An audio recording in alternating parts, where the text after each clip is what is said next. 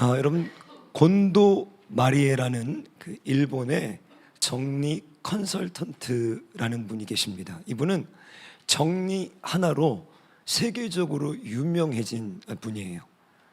심지어 2015년에는 타임즈가 선정한 세계 가장 영향력 있는 인물 100인 중에 한 명이 되기도 했습니다. 정리 하나로 일반 가정주부인데요. 이분이 얘기하는 정리의 법칙이 몇 가지 있는데 그 중에 잠깐 제가 몇 가지를 소개해드리면, 첫 번째로 정리의 시작은 버리는 거랍니다, 여러분. 그러니까 우리들이 이제 여러분들도 가끔 이제 집 정리 이렇게 하시죠. 근데 첫 번째 정리하기 전에 그 정리의 그 핵심은 버리는 거라는 거예요. 그 두 번째, 이분이 또 뭐라고 하는가? 정리할 때 가려야 되는데 그 기준이 무엇인가? 버릴 물건이 아니라 남길 물건이랍니다. 자, 이게 무슨 얘기냐면, 저희들이 이제 뭐 옷 정리를 하는데 버릴까 말까? 이거 누가 선물했는데 안 되겠다 뭐 이러잖아요. 근데 뭘 버릴까가 기준이 아니라 다 버리는 거고, 뭐를 남겨야 되는가, 이게 정리의 기준이에요. 그러니까 그만큼 많이 버린다는 거죠.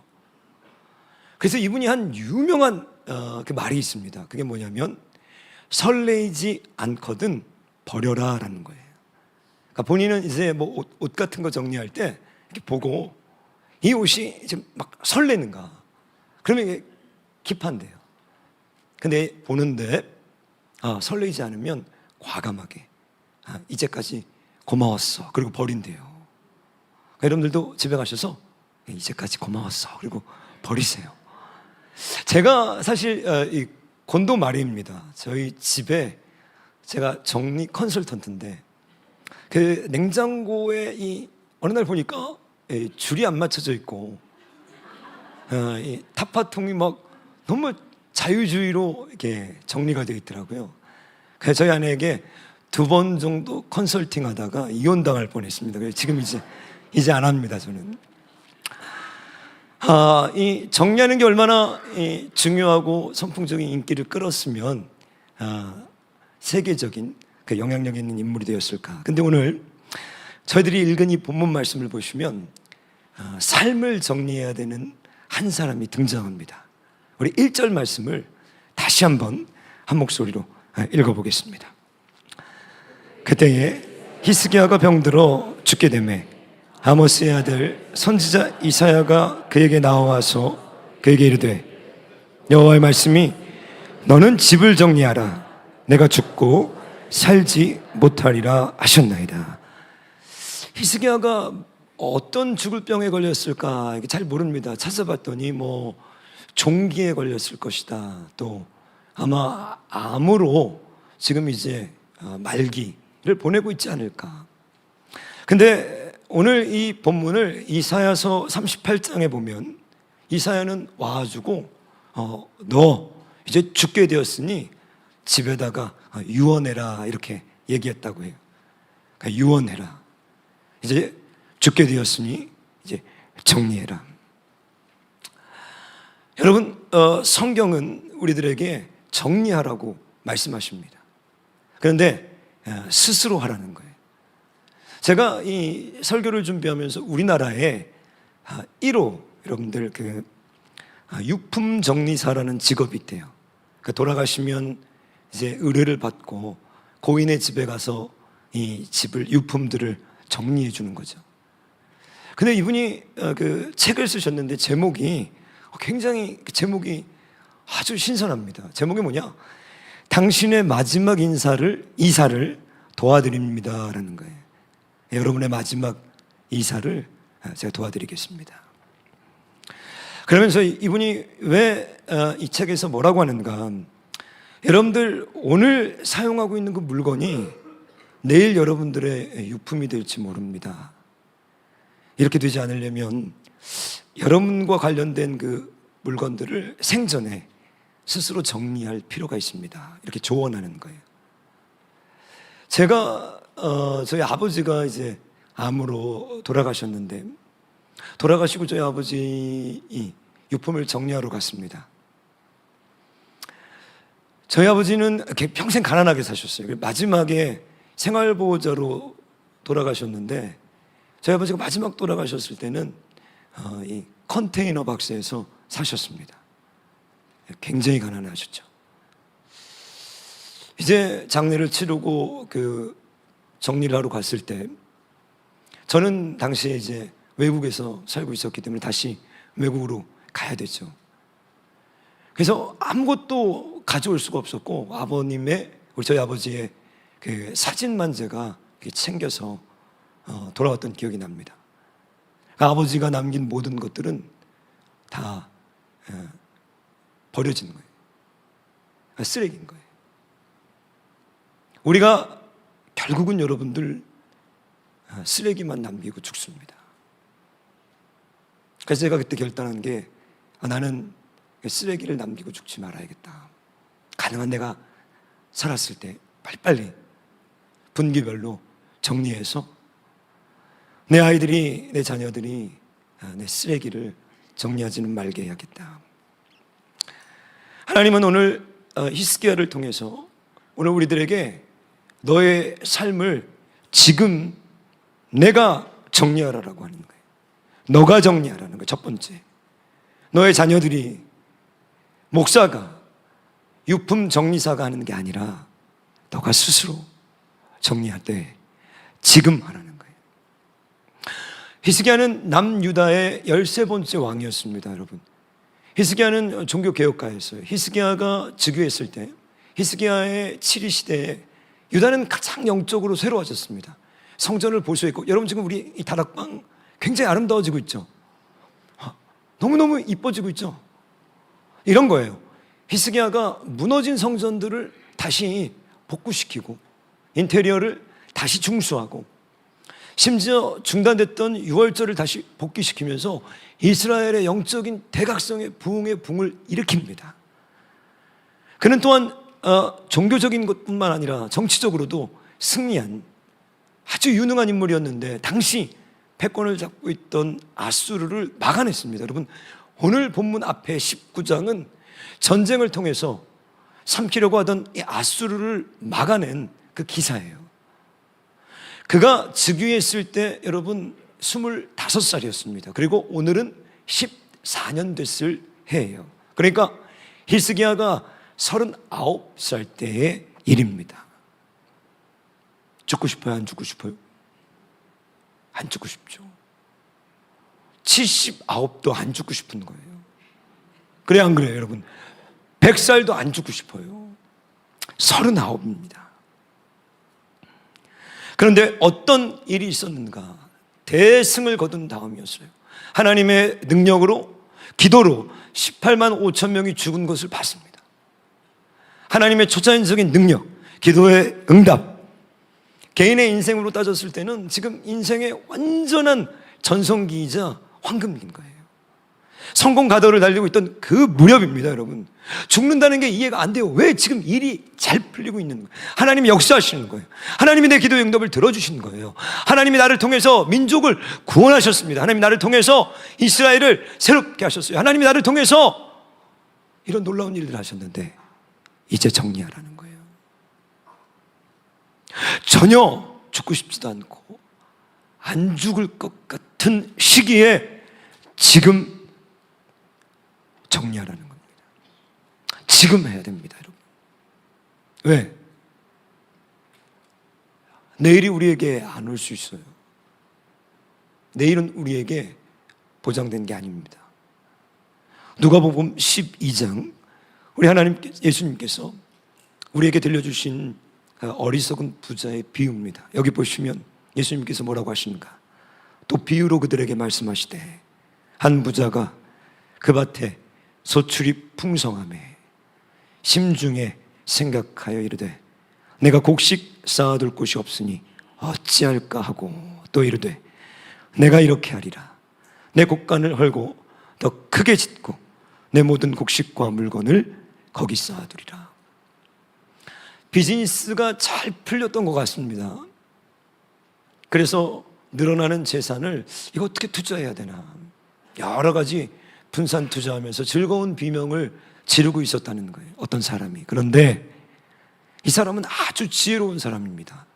심중에 생각하고 있었어요. 겉으로는 우리들처럼 경건한 얘기들 하죠. 인생은 짧습니다. 인생은 나그네입니다. 우린 천국의 유목민들이죠. 헛되고 헛됩니다. 이렇게 겉으로는 얘기를 해요, 여러분. 근데 심중에는 다른 마음들을 가지고 있다는 게 그게 문제인 거예요.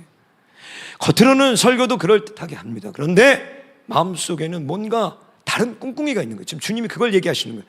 그러면서 쭉 이렇게 얘기합니다. 그 부자의 마음속에 뭐라고 해야 하는가? 또 내 영혼에게 이르되 영혼아 여러 해 쓸 물건을 많이 쌓아두었으니 평안히 쉬고 먹고 마시고 즐거워하자 하리라 하되. 이제 하나님이 여기에 대한 답변을 하십니다. 하나님이 이러시되 어리석은 자여 오늘 밤에 내 영혼을 도로 찾으리니 그러면 너 준비한 것이 누구의 것이 되겠느냐. 여러분, 오늘 밤입니다. 하나님은 이 사람에게 어리석은 사람이라고 하는 거예요. 지혜로운 사람, 내가 지금 내 삶을 정리합니다. 어리석은 사람, 다른 사람이 나중에 내 삶을 정리합니다.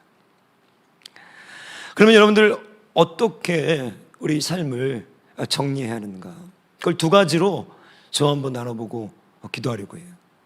우리 삶을 정리하라고 하시는 그 말씀이 도대체 구체적으로 뭘 얘기하시는 건가? 우리도 옷을 정리하라는 건가?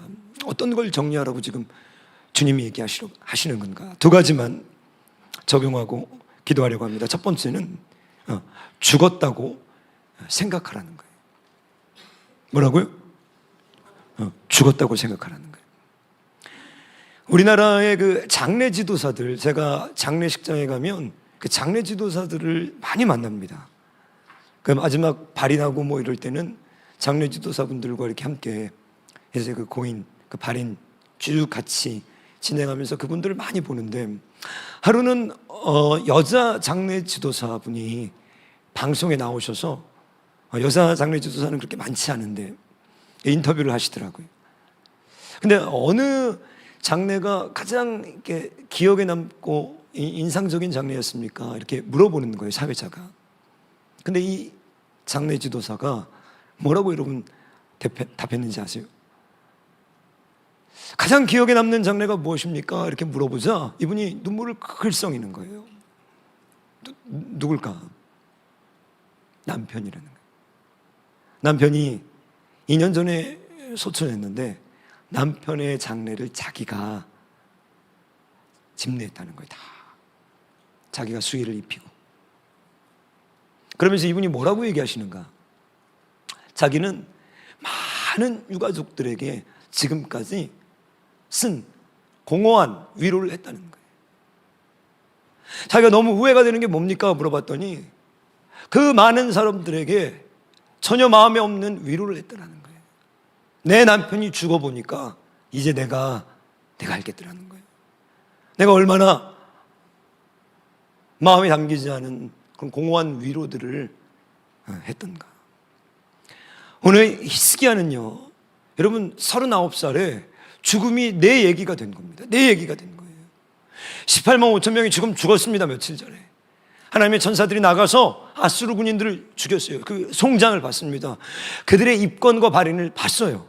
날마다 죽어가는 사람들을 봅니다. 아니, 왕이니까 명령해서 사형수들의 사형을 즉각적으로, 어쩌면 그는 심판했을지도 몰라요. 그런데 내가 죽은 건 처음인 거예요.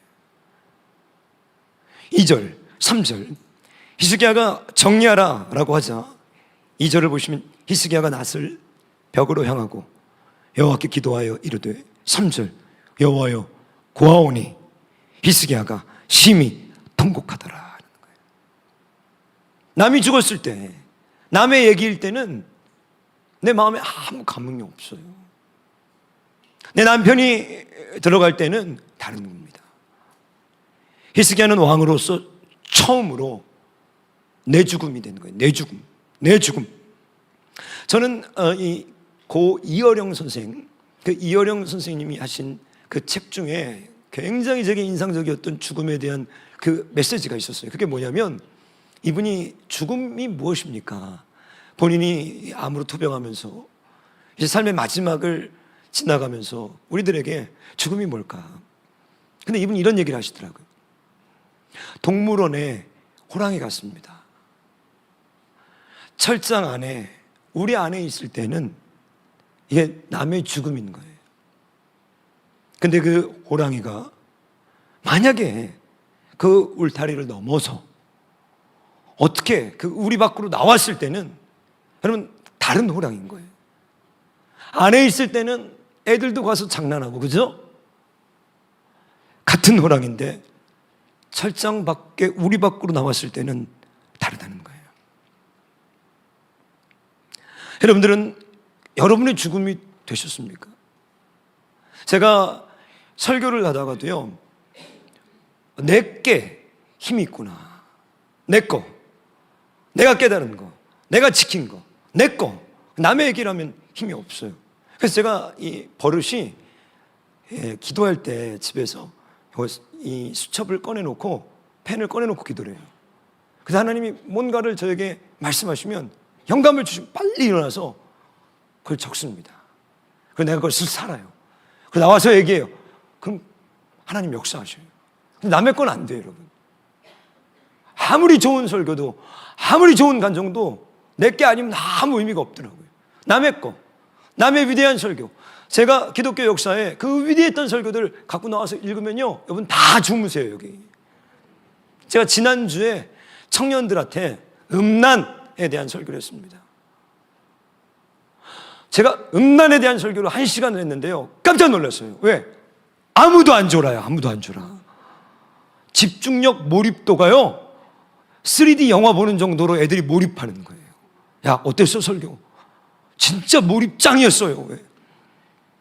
음란, 내 얘기. 여러분, 그 고인의 유품을 정리하는 그분이 이런저런 얘기를 하시다가 인터뷰 때 이런 얘기를 하시더라고요. 자기가 그 고인의 집에 가서 유품을 정리할 때 자기 버릇이 있대요. 자기가 하는 절차가 있답니다. 빈집에 가서 노크를 하고, 노크를 왜? 지금 아무도 없어요. 여러분, 키 받아서 온 거예요. 지금 노크하고 자기가 문을 따고 들어가서요 묵념한다는 거예요. 그럼 뭐라고 하십니까? 그때 묵념하면서 고인에게 제가 이제 고인의 유품을 정리하려고 하는데 허락해 주십시오 하고 들어간대요. 굉장히 인상적이었습니다. 죽음을 다루는 그 직업들. 우리 필그림 교회 그 김미정 목사님 언제 이런저런 설교를 하고 얘기를 듣는데 이분이 이런 얘기를 하는데 굉장히 인상적이었습니다. 본인은 집을 나갈 때 다 치우고 나간대요, 정리를. 왜? 내가 오늘 나갔다가 다시 못 돌아올 수 있기 때문이라는 거예요. 우리 애들이 이걸 지금 들어야 되는데, 꼭 들어야 되는데, 내가 오늘 집을 나설 때 못 들어갈 수 있다는 거예요. 지금 몇 살인데요, 나이가? 30대 중반, 초반. 여러분 그렇게 오늘 나오셨습니까? 제 거 많이 소개했죠? 제가 허구한 날 장례식 다니는데 저도 의식이 있습니다. 반드시 제 장례 갔을 때 첫 번째 바로 안 들어가고 장례식장 가면 항상 있는 뭐가 있죠? 그 화면에 장례를 맞은 사람들과 고인, 그들에 대한 정보, 발인, 이 모든 것들이 나오는 화면이 있어요. 장례식장 가면 거기 먼저 섭니다. 그리고 우리 성도님을 찾습니다. 그리고 제 습관은 다른 모든 우리 성도 아닌 사람들을 다 하나씩 다 봐요. 얼굴, 나이, 왜 죽었을까? 그리고 그 사진에 그 이름에 저를 반드시 넣고 그게 맞히면 들어갑니다. 이게 제 습관이에요. 전도서 7장 2절 우리 같이 한 목소리로 읽겠습니다. 조상집에 가는 것이 없네요. 잔치집에 가는 것보다 나으니 모든 사람의 끝이 이와 같이 됨이라. 산자는 이것을 그의 마음에 둘지어다. 살아있는 자들은 이것을 마음에 둬야 된다. 하나님, 이게 뭐예요? 너희들 죽음을 너희 안에 둬야 된다. 너희 얘기가 돼야 돼. 너희의 죽음이 돼야 돼. 남의 죽음이 아니라 내 얘기가 돼야 돼. 두 번째, 죽었다고 생각하고 두 번째는 죽었다고 생각하고 살아야 됩니다. 죽었다고 생각하고 살라는 거예요. 안양에 여러분들 호스피스 한 병동에 그 호스피스 선교회가 있답니다. 오래 거기서 사역을 하시는 것 같은데, 이 호스피스 병동의 호스피스 선교회의 한 담당자가 목사님이신 것 같은데, 그 인터뷰를 한 걸 제가 몇 해 전에 한 걸 보게 됐어요. 근데 이분이 선교회, 이 호스피스 그 선교회를 하면서 날마다 죽어가는 사람들을 보잖아요. 그러니까 이분이 굉장히 인상적인 얘기를 하시더라고요. 그게 뭐냐면, 여기 들어오면 죽음이 피부에 와닿는다는 거예요. 밖에서는 죽음에 대해 모르는 거예요. 동물원 아닌 거예요. 여기 나오는 순간, 여기 오는 순간 우리들은 매일매일 죽음을 본다는 거예요. 그럼 훨씬 더 이게 우리에게 가까이 오는데, 이분이 뭐라고 하는가 이렇게 얘기해요. 죽음 앞에 가면은 내려놓지 못할 게 아무것도 없다는 거예요. 용납하지 못할 것도 아무것도 없다는 거예요. 죽음 앞에서는 이분이 이릅니다. 용서하는 것, 인정하는 일이 쉬워지고 다툼도 다 사라진다는 거예요. 용서 못하신 사람들이 있습니까? 죽음 앞에서 싸우나요? 죽음 앞에서 용납하지 못하는 게 있습니까? 바울은 골로새서 3장 1절에서 이렇게 얘기합니다. 우리 한번 골로새서 3장 1절 이하를 같이 읽어보겠습니다. 그러므로 너희가 그리스도와 함께 다시 살리심을 받았으면 위의 것을 찾으라. 거기는 그리스도께서 하나님 우편에 앉아 계시느니라. 위의 것을 생각하고 땅의 것을 생각하지 말라. 이는 너희가 죽었고 너희 생명이 그리스도와 함께 하나님 안에 감추어졌음이라. 아멘. 바울은 뭐라고 얘기하는가? 우리가 죽은 자로 여기고 하나님 안에서, 그리스도 안에서 감추어진 사람들로 살아가라는 거예요. 제가 처음 이 죽음에 대한 거를 깊이 진지하게 고민했을 때가 저희 아내가 뇌종양 투병을 했을 때예요. 제가 그때 29, 막 30 넘었을 때 저희 아내가 이 투병을 시작하면서 어느 날 제가 밤에 애들 재워놓고 묵상한 적이 있습니다. 기도한 적이에요. 근데 그때 제가 기도를 이렇게 하면서 제가 질문을 하기 시작한 거예요. 그게 뭐냐면, 도대체 내가 지금 뭘 이렇게 두려워할까? 너무너무 두려운 거예요. 너무너무 무서운 거예요. 너무너무 외로운 거예요. 그래서 오늘 밤에는 하나님 앞에 내가 질문하기 시작했어요. 지금 내가 뭐 때문에 두렵고, 뭐가 나를 지금 외롭게 하고, 뭐가 나를 힘들게 하고 있지? 그래서 내 내면을 계속 이렇게 휘집어서 밑을 파고 들어가기 시작했습니다. 그 밑에 뭐가 있을까? 내가 지금 뭘 걱정하고 있을까? 근데 굉장히 뜻밖이었습니다. 맨 마지막에 그 감추어진 마지막을 들춰내니까 내 두려움의 가장 근원이 죽음이었더라는 거예요. 내가 뭘 무서워하고 있는가? 죽음이라는 거예요.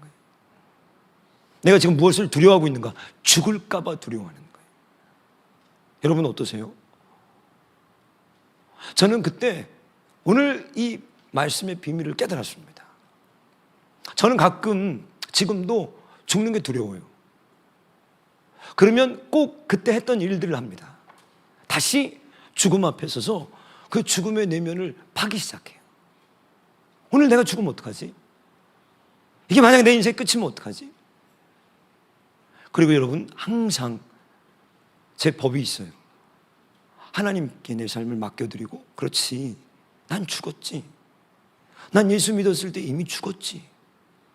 난 예수 믿었을 때 이미 죽고 덤으로 받았잖아. 그러면요, 지금 내 삶이 덤으로 사는 거예요. 그 두려움이 다 떠나가요. 그리고 뭐든지 할 수 있을 것 같은 그 마음이 들어요. 아니, 죽었잖아요. 끝났다며. 덤으로 이제 가는 거라며요. 할 수 있겠구나. 할 수 있어. 기쁜 거예요. 감사한 거예요. 제가 어느 날 이 암투병으로 이제 소천하기 얼마 남지 않으신 우리 성도님, 이제 막 40 넘었을 때 그분과 이런저런 얘기를 하는데, 그분이 어느 날 저에게 그런 얘기를 하는 거예요. 목사님, 자기 마음에 있는 얘기들을 이렇게 털어놓으면서 저 성적인 욕망이 하나도 없습니다. 남자인데요. 깜짝 놀랐어요. 그래요? 제가 항암을 하면서 이제 이렇게 죽어가면서 제가 젊은 시절에 제 아내와 사랑하고 즐기고 했던 그 모든 욕망들이 마치 남의 얘기 같고 꿈 같아요, 이러는 거예요. 그러면 죽음은 욕심도, 욕망도, 미움도, 분노도, 성욕도, 즐거움도, 쾌락도 다 가져가 버리는 거예요. 그래서 바울이 로마서 6장 11절에서 이렇게 얘기합니다. 이와 같이 너희도 너희 자신을 죄에 대하여는 죽은 자요, 그리스도 예수 안에서 하나님께 대하여는 살아있는 자로 여길지어다. 죽었다는 거예요. 너희들 죽은 자로 여겨. 세상의 욕망에 대해서는, 욕심에 대해서는, 분노에 대해서는, 미움에 대해서는, 쾌락에 대해서는, 성적인 욕망에 대해서는 죽은 자들로 여기고 그리스도 예수 안에서 새로운 피조물들로 그렇게 살아가야 돼요. 이 죽음을 내 이야기로 받아들이고 여러분 죽었다고 생각하고 이제 사셔야 됩니다. 그게 삶을 정리하는 거예요. 지난주에 제가 이 뉴스를 보는데 우리나라 그 야구 경기에서요, 28년 된 베테랑 그 심판이 여러분들 KUB에서 징계를 받고 잘렸습니다. 28년 된 그 베테랑 심판이 왜 잘렸는가? 여러분 그거 보셨어요? 그 야구 경기 중에 심판이 뒤에서 판정을 하는데 투수가 공을 던졌습니다. 스트라이크예요. 근데 볼이라고 했습니다. 볼. 그런데 요새는 컴퓨터로 여러분 전부 그 컴퓨터가 판정을 해줘요. 그래서 심판들 귀에 스트라이크 이렇게 얘기해 준 거예요. 그러니까 나는 볼. 근데 뒤에서 스트라이크, 귀에서 스트라이크 한 거. 근데 이미 볼 판정을 했습니다. 그리고 다른 주심 부심이 들었어요. 그런데 볼 하고 그냥 볼로 한 거예요. 그러니까 감독이 뛰어나왔죠. 스트라이크다. 아니다. 심판들이 모였습니다. 이런 거 보셨나요? 자기들끼리 얘기하면서 볼로 해? 못 들은 거야? 볼로 하라고? 이래야 우리가 살아? 이래야 우리가 살아? 볼로 들은 거예요? 덮어버렸어요. 그게 다 방송됐어요. 저는 이 모습을 보면서 여러분, 이거 우리 모습 아닌가요? 여러분 어떻게 사셨습니까? 여러분 오늘까지 어떻게 사셨죠? 우리 내 이익과 조금만 내 밥줄과 연관된 거면 언제든지 볼이든 스트라이크든 다 그냥 못 들은 척하고 다 엎어서 여기까지 오지 않았습니까? 히스기야가 오늘 3절에서 하나님께 뭐라고 기도했는가? 제가 그 3절 말씀을 세 번역으로 읽어드릴게요. 히스기야가 이렇게 기도합니다. 주님께 빕니다. 제가 주님 앞에서 진실하게 살아온 것과 온전한 마음으로 순종한 것과 주님께서 보시기에 선한 일을 한 것을 기억해 주십시오. 이렇게 기도하고 나서 히스기야는 한참 동안 흐느껴 울었다. 하나님, 내가 진실하게 살아온 것, 내가 온전한 마음으로 순종한 것, 그리고 주님 보시기에 선한 일을 한 것, 이것을 기억해 주십시오. 히스기야는 이 기도가 하나님 앞에 상납돼서 15년을 연장받았습니다. 여러분 주님 앞에 오늘 쓰셨을 때 이렇게 기도할 수 있겠습니까?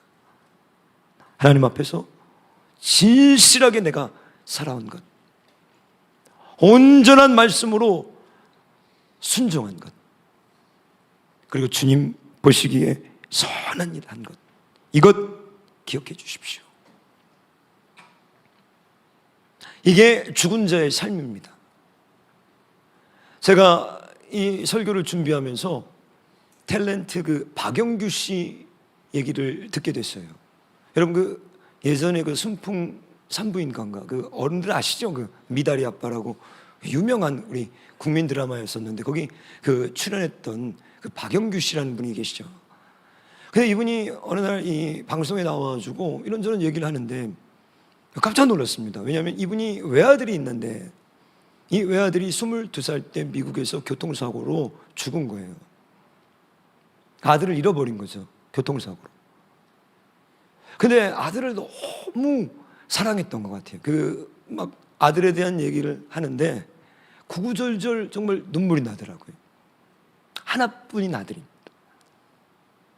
근데 이분이 그 아들을 잃고 22년이 지금 지났어요. 그래서 이제 소감을 이렇게 물어보는 거예요. 그랬더니 이분이 한 얘기가 저게 정말 잊혀지지가 않더라고요. 자기는 지난 22년간 아들을 잃고 살아온 22년의 삶이 어땠습니까? 물어보니까 이분이 이래요. 한 번도 내 발이 땅에 닿아본 적이 없었습니다. 없는 것 같아요. 그러는 거예요. 무슨 얘기죠? 붕 떠서 20년을 멍하게 살았다는 거예요. 내 발이 땅에 닿아본 적이 없는 것 같습니다. 그리고 이분이 인터뷰 때 이런 얘기를 하는 거예요. 자기 아들에게 누구에게 하나님께 계속 기도했다는 거예요. 나 어떻게 해야 돼? 나 어떻게 살아야 돼? 그런데 기도 아닌 기도를 했는데 아무 대답이 없더라는 거예요. 그런데 어느 날 이분이 이런 얘기를 하는 거예요. 이런 생각이 문득 들었대요. 그게 뭐냐면 내가 지금 이렇게 피폐해져서 살아가고 있는 모습을 하늘에서 우리 아들이 보면 얼마나 가슴이 아파할까. 이런 생각이 들었대요. 내가 지금 이렇게 피폐한 삶을 사는 것을 내 아들이 보고 있다면 얼마나 미워할까? 아니 미안해할까? 그래서 문득 그런 생각이 나길래 자신의 피폐해지는 마음들을 부여잡고 그분이 이런 얘기를 하는데 너무너무 시적이더라고요. 깜짝 놀랐습니다. 제가 그대로 읽어드릴게요. 그분이 뭐라고 하냐면 아빠가 노력하고 빛나는 사람이 돼서 몸에서 이 빛이 빛나는 이 빛이 하늘에 닿아서 우리 아들이 아빠를 보고 싶을 때 빨리 찾으라고 그렇게 살았습니다. 라는 거예요. 피폐한 내 마음을 수술이고 아들이 하늘에서 나를 보면 내 빛나는 그 삶의 빛의 모습을 보고 나를 빨리 찾을 수 있지 않을까. 그리고 살았다는 거예요. 저는 목사로서 제가 늘 두려워하는 게 있습니다. 그게 뭐냐면 나 때문에 우리 박보영 목사님, 우리 마가의 다락방, 그리고 우리 하나님 얼굴에 먹칠할까 봐가 고민이에요. 그래서 늘 하는 기도가 있습니다. 만약에 하나님 제가 어떤 범죄를 짓게 된다면 그 전에 반드시 저를 죽여주십시오. 저는 전혀 오래 살고 싶지 않습니다. 전 오늘 데려가셔도 정말 괜찮아요. 진심이에요. 하나님, 저도 간음해서, 저도 공금에 손대서, 저도 교만해서 망령 떨다가 우리 아버지, 또 사랑하는 목사님, 또 나를 오늘 이곳까지 있게 해준 우리 다락방에 먹칠하게 된다면 그건 정말 살기보다 싫을 거예요. 여러분, 오늘 이 박영규 씨의 그 고백, 삶의 고백이 저는 우리 그리스도인들의 고백이라고 믿습니다. 십자가에서 죽은 사람들, 나를 위해 죽으신 그 주님을 믿는 삶이 어떤 삶인지 세상에서는 감추어지고 이제는 그 그리스도를 믿는 믿음 가운데서 빛을 드러내는 그 삶, 여러분들의 삶을 정리한다는 것은 바로 이런 삶이 아닐까. 여러분, 오늘의 삶을 정리하시고 여러분들 십자가에서 감추어진 생명으로 우리 주님 빛과 같은 삶 사시길 주님의 이름으로 축원합니다. 우리 시간에 준비한 예물 올려드리면서 우리 함께 하나님 앞에 찬양하고 기도하는 시간 갖기 원합니다. 하나님, 오늘 이 시간에 죽음에 대해서 선포했습니다. 너는 흙이니 흙으로 돌아갈지어다. 준엄하신 우리 심판대 앞에 설 인생들 오늘 준비하게 하시고, 이제 남은 시간 기도할 때 하나님께서 찾아와 주셔서 상하고 깨어진 심령들 한 사람 한 사람을 만져주시옵소서. 이제는 우리 주 예수 그리스도의 은혜와 하나님 아버지의 사랑과 성령 하나님의 감화 감동 교통 역사하심이 오늘 주 안에서 죽고 새롭게 살아가는 귀한 우리 성도들 가운데 이제로부터 영원토록 함께 계시기를 축원하옵나이다. 아멘.